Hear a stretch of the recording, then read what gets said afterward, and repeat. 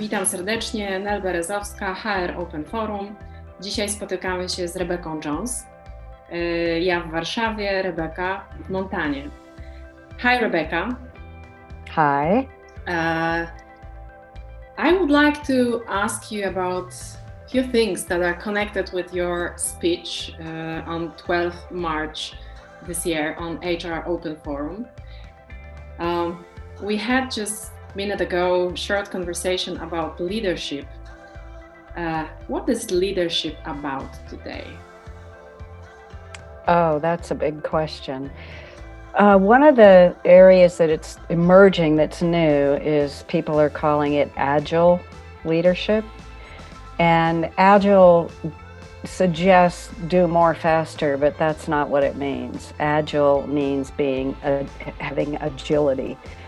In other words, responding to what's showing up. So being able to read what's happening and then having a skillful response. Mm-hmm. Why self-awareness is more and more important when we talk about leaders? Oh, self-awareness gives you more choices. So if you are deeply self-aware and you're also aware of the impact that you're having on everyone around you, then you can make much more skillful choices in terms of the impact you want to have. So being deeply self-aware is a really important aspect of leadership, and it also includes reflection. Mm-hmm. So self-reflection, the ability to step back and learn from your experiences and adjust. Those are really important leadership skills in 2021. And then there are several that come from that. Mm-hmm. Your speech, your webinar will be about intuition, mm-hmm. as a leadership skill.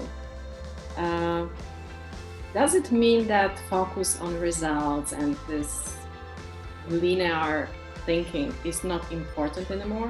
Why intuition? Oh, because our intellect is meant to be in partnership with our intuition. So it's head and heart. And so when you listen to really well-known leaders interviewed, they almost always say, I trust my gut, I follow my hunches, I pay attention. And so, you know, our intellect, this really busy mind that is a really powerful tool, is part of what we bring to leadership, and it's very important. And we also need to bring this deeper knowing and sensing of what I just talked about. Where are things going? What do I need to pay attention to? How do I follow those hunches and gut feelings and pay attention to what's getting my attention? Mm-hmm. I remember once you said during our conversation that it is important for leaders today to manage paradoxes and to mm-hmm. manage things that not are obvious. How intuition can help us with that? Well, noticing it first, noticing what you're noticing, what's getting your attention. And so a really common paradoxes are also often called polarities. So how can I be approachable and still have authority? How can I build relationships and still get results?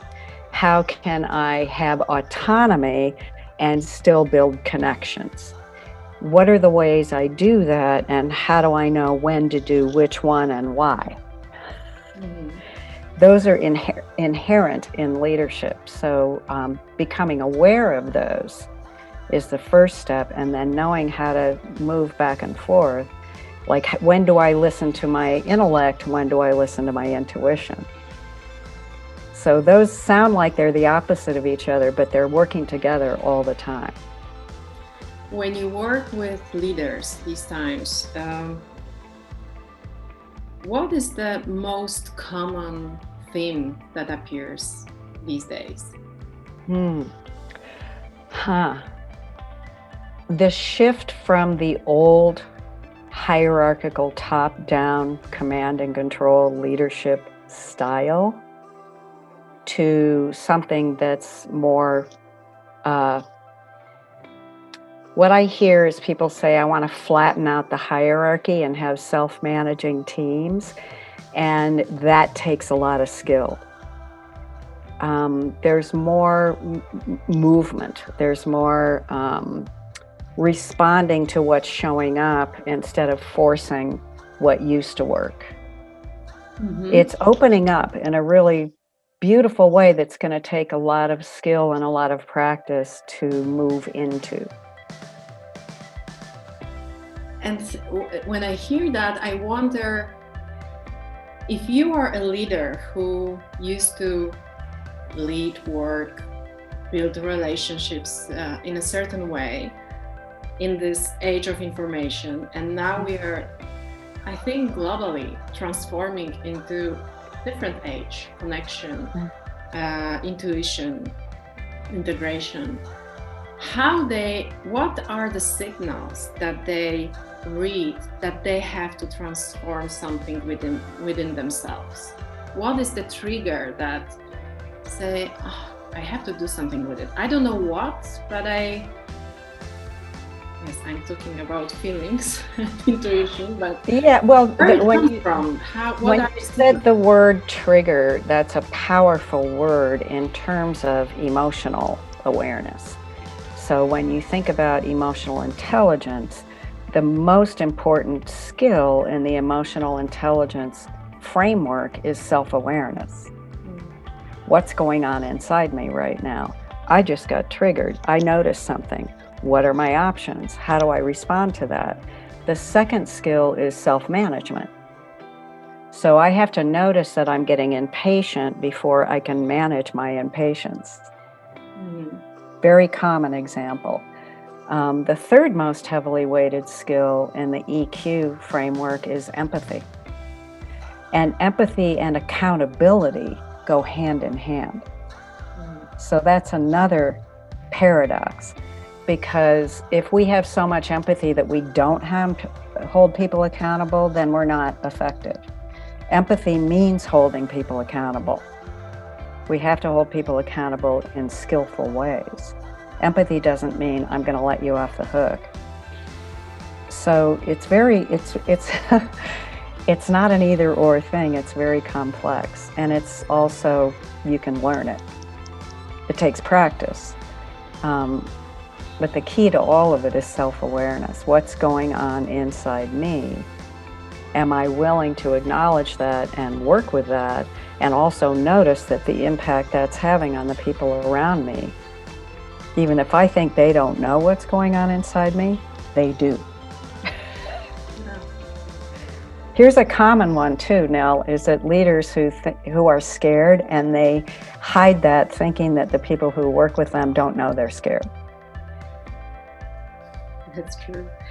Our participants of our conference, we hope to see, of course, HR directors, people who are in HR and who are planning the development for other leaders and supporting teams, and generally organizations, but also companies owners, people who created businesses and created teams from scratch.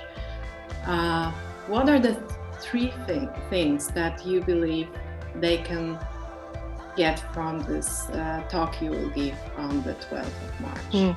Why it's worth to come to you, listen to you? I believe that people in HR go into HR because they care about people. And that as we learn more tools and skills, we can bring more humanness and humanity into the workplace. So when we think of other humans as resources, we think of them as whole people who we care about. And so there's a way to get results and care about people at the same time. And bringing more humanity into the workplace creates workplaces that are more sustainable over time for everybody there. What we're doing now is not sustainable.